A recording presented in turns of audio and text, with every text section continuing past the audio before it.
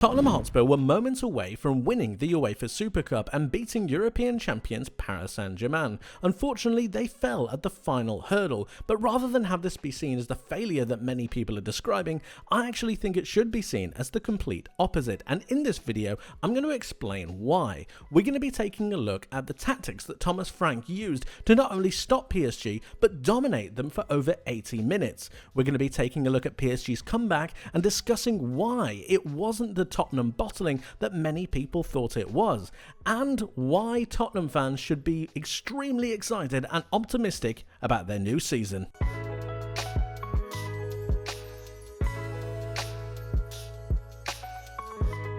Thomas Frank's game plan was actually pretty brilliant. They looked to stifle PSG's progression through the centre of the pitch. To do this, they needed to make sure that the PSG midfield three could not get access to the ball or not get access to the ball with time and space. To do this, they operated a hybrid man-marking system, pinning themselves onto that PSG midfield three while also maintaining good pressure onto the back four with their front two. This really did hamper the way that PSG wanted to progress forwards, forcing Ousmane Dembélé to drop back into that midfield area where Tottenham would then look to try and pinch the ball. They did this through Romero being really aggressive onto Dembélé. Occasionally could be Van de Ven, depending on what side of the pitch Dembélé went to, but the key part of this is the aggression that the Tottenham centre-back showed to equalise that numerical advantage and prevent the progression through the centre of PSG's pitch.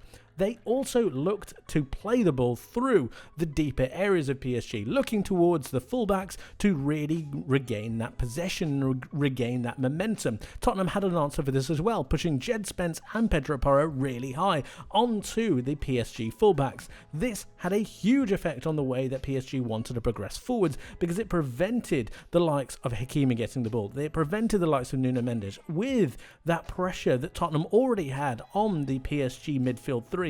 It prevented them from really playing out from the back, really stopping that progression early on. And then the question was, how do they get the ball to the forward areas? Looking to go long or looking for those longer range passes, Tottenham had that covered as well, using the physical aggression of their three centre-backs, pinning onto PSG's front three, which meant that long balls from Chevalier, when he would occasionally play them, would be won by a Tottenham player due to their great aerial ability. Tottenham had answers for nearly everything, and it was absolutely brilliant.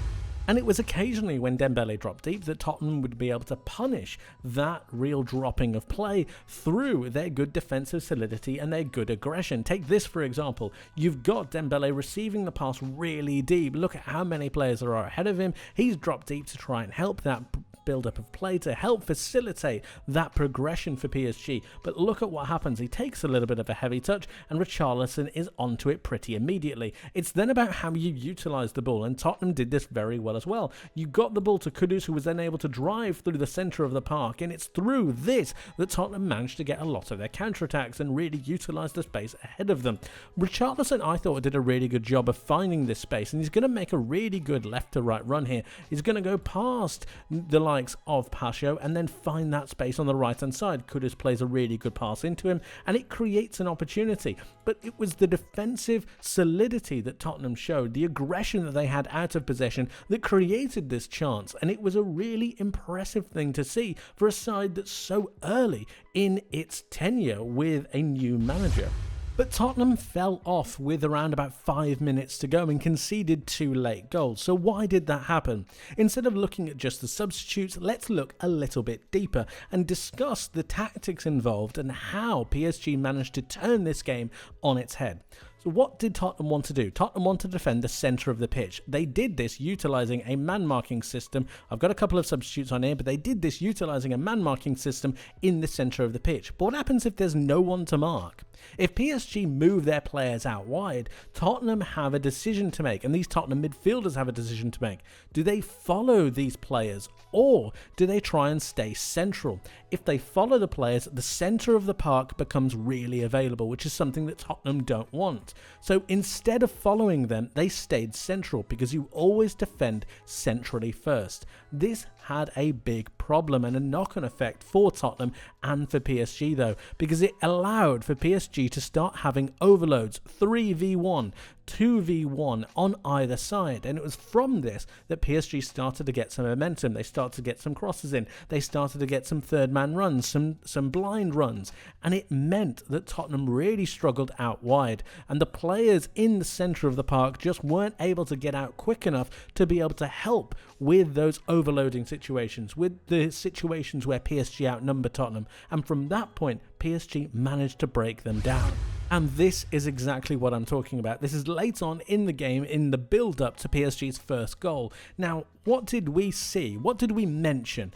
We mentioned that there was no PSG player in the centre of the pitch. Look at this. You've got Vitinha out on the left-hand side, Fabian Ruiz out on the right, and that's because of Tottenham's efficiency. They didn't want to go central because they knew they were going to be marked. So instead, they utilised the flanks. They moved their players out wide and spread that Tottenham defence, asking them to be pulled apart. It's really clever by Luis Enrique, and he needs to be given far more credit because what he did here was absolutely brilliant. You're asking for your players to then create 2v1 situations. You're asking them to create overloads. Look at how many overloads you could possibly have on this side. It was so well done. So when Ousmane Dembélé whips the ball in, you've got loads of Tottenham players heading the ball away, of course, but it also means that they are allowed to move centrally as well. And because of Tottenham's deep line, it meant that it fell to a PSG player rather than a Tottenham player, and Tottenham couldn't get out. It was from this that you had Vitinha finding a great pass to Kang-in Lee, who managed to take an absolutely cracking strike. It was a brilliant shot, but it was a shot that got them back into the game, and they managed to just break Tottenham down through those great overloads on both the left and right hand side. It was brilliant from Enrique. For the second goal, it was a very similar pattern of play. The ball moves out towards the right hand side over to Hakimi, and then it was Dembele creating that overload, that 2v1 situation against Jed Spence, having a blind run behind him. It meant that Hakimi was able to play it forwards, and then you've got the PSG players attacking the central zones. Dembele plays a fantastic cross in, and it gets taken up by Gonzalo Ramos. It's a brilliant header, it's a brilliant move, and it's really well done by PSG and Luis Enrique.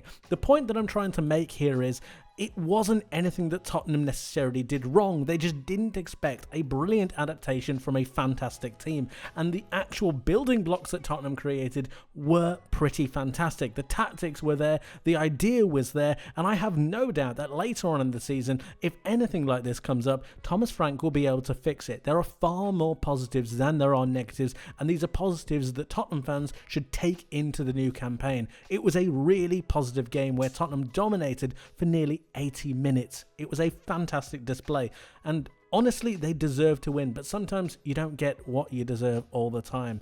I thought they were brilliant, and I think they'll be absolutely great with the next season to come. But of course, guys, let me know what you think in the comment section below on this game and on Tottenham in particular. What did you make of their performance, and how do you think they're going to do in the season coming up? I'd love to hear from you, so please do get involved. Thank you ever so much for watching, guys. I hope you enjoyed, I hope you learned something new, and I hope to see you in the next one. But until then, my friends, take care.